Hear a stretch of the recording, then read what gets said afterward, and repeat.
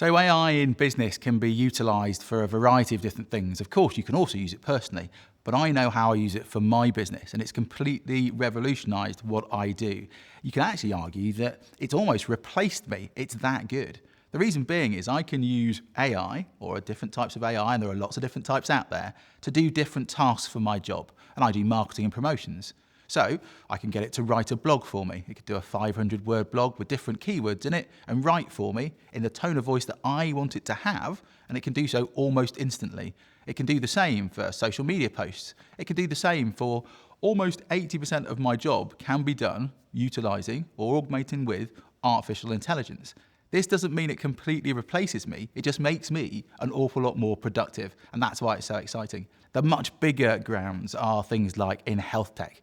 In health tech, AI can be used and create drugs that we've never understood or even comprehended before. It can do stuff like diagnose cancers quicker than any doctor possibly can. It can create new plastics and new materials that we didn't even have as a comprehensions in our minds.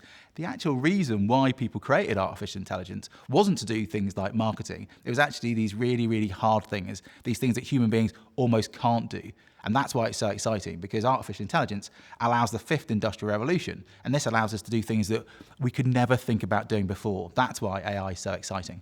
So I think the first area we're seeing AI being used is young people using it in education. An interesting debate, an interesting topic. Whether it's the full creation, so asking a generative AI model to do their homework or to write an article or write an essay is quite commonplace. Now, the jury's out as to whether this is appropriate or not. But what we're now seeing is that in education, aware of these tools and the availability of them, rather than trying to police the use of them, actually to change the use of them. Generative AI in business, slightly different. Very exciting time, huge opportunity for organisations to use Gen AI in very different ways. We're seeing lots of organisations who typically have dozens of legacy systems, whether it's customer record management systems, knowledge-based, or ticket systems, where they're using generative AI to actually link all of those systems together. So you can actually apply quite cost efficiently Gen AI across all 3, 4, 5+ systems, and then allow operatives to access via natural language or voice to ask a question to all 4 or 5 knowledge-based systems and receive one answer back. The beauty of these services is not only does it allow you to interact with multiple services quickly, which for the workforce is critically important, it also allows you to correct any information as well. So if, for example, you said, going out on a job today, it's number 10, Acacia Avenue, and it's Mr. Smith, and you got there and found Mr. Smith has moved, then you could actually tell the Gen AI system, and it would update all of the systems at once. These are things that large organisations do struggle with, and this is where Gen AI is not only helping the workforce be more efficient, but is massively helping keep accurate information and records up to date at the back end as well. So seeing some huge developments and progress in that area, cost savings, efficiencies, and it's much easier for staff to utilise as well. So talent retention plays a part in that as well. So 2 brilliant stories of the real world application of AI. One comes from a trade show I was at in China last week, where I saw an electric motorbike. And it looked absolutely normal head on. It just, you've got the headlamp, you've got the handlebars, you've got the front wheel. And as you come round the side of it, you realise that the frame looks like nothing else. Because instead of being designed by a human who would do all sort of normal curves or straight lines and design this piece in a very sort of standard human thinking linear way, this bike frame was designed by an AI. And it was given the brief of saying, connect the front wheel, the back wheel, the motor, the seat, and the handlebars, but do so in the way that uses the minimum amount of material for the maximum strength. And here's a 3D printer that prints metal so that you can print the frame in any shape you like.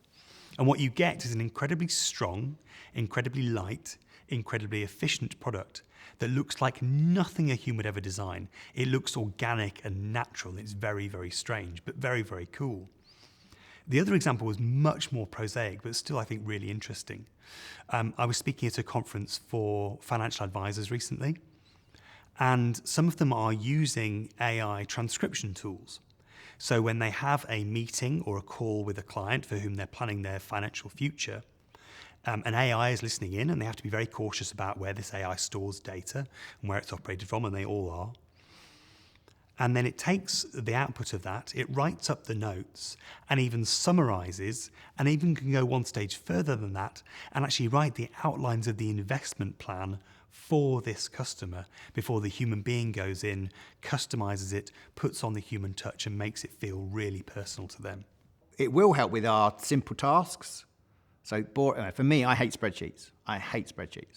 Okay, so AI for me can help me manage spreadsheets. You can create them for me and do that part that I don't like. So it will take parts of your job that you don't enjoy and help you kind of navigate through that. It gives you more capacity and more time to do the other parts of the job that you do enjoy, for example. Being challenged is in the same dimension that we are designed. So humans are designed to interact with other humans. So our brains develop to interact with other human brains. This is why I don't know if you know, but we're all predators. So that's why your eyes are on the front of your head. So 90% of your kind of world is kind of through your eyes. Okay, so your brain's very much influenced by visual stimulus. And that is because you need to look into someone else's eyes to go, do I believe what they're saying? Is it with emotion? Is it they just saying things to me? You don't get that with AI. So you can't look into the kind of face of AI and go, oh, you know what, I trust what it says. So, for example, when we've worked in health, it's amazing at kind of bringing diagnosis down from 6 weeks to 6 hours. So, I've seen it like kind of look at rare diseases and go, it's that, and been really accurate, really quickly. But when you tell someone that, they don't go, great, thanks. What they do is they immediately ring their GP and go, I need to speak to you about these results. And they don't need to speak to them about the results. What they want to do is go and look into the GP's eyes and go, is this true? Do you look worried? Because if you look worried, I should look worried. But if you look calm, I'm going to be calm. AI can't do that at the moment. It can't give us that emotional reassurance. So that's the bit that doesn't work very well. So in terms of using AI in everyday life, I'm a coach. So I do a lot with relationships and with coaching people one-to-one and organizations. And there's a brilliant piece of AI that does conflict really well. And it's called SPAF, which is a really weird name. And it doesn't mean anything sensible, so I won't bother to decode it.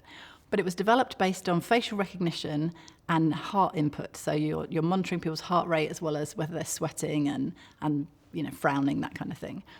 And it was developed by a guy called John Gottman and his wife Julie Gottman. And they ran a lab called the Love Lab. They had about 3,000 different couples in every possible demographic you can think of. And by the end of it, within a 3-minute piece of conversation, they could tell with 90% accuracy who would stay together and who wouldn't. This piece of software did what the researchers were doing. So it initially took them hours just to decode a few seconds worth of conversation because of all the little micro moments and pieces of data they were recording. But once they got the AI to do it, the AI could actually do it better than most of the researchers. I think it's a really good teaching aid for people. I know a number of people who use ChatGPT to teach their kids maths if they don't understand maths, for example, or just to explain a concept they don't understand. One of the things I think that illustrates the two-sided coin quite well is there's an amazing charity for men who have been suffering deeply with loneliness and struggling to find people to talk to. They're using ChatGPT as a wrapped offering, so it gives somewhere for these guys to talk to when they maybe can't reach a human for support, because it's a friendship network that's leveraging this. And of course, your first reaction is that a good thing? Why would they want to share stuff with a chatbot instead of a human? And it's, on the one front, there just isn't capacity to put a qualified human in the way of everybody who needs to speak to somebody. The second thing is the lack of judgment in the interaction, the lack of humanity in the interaction is actually a positive thing.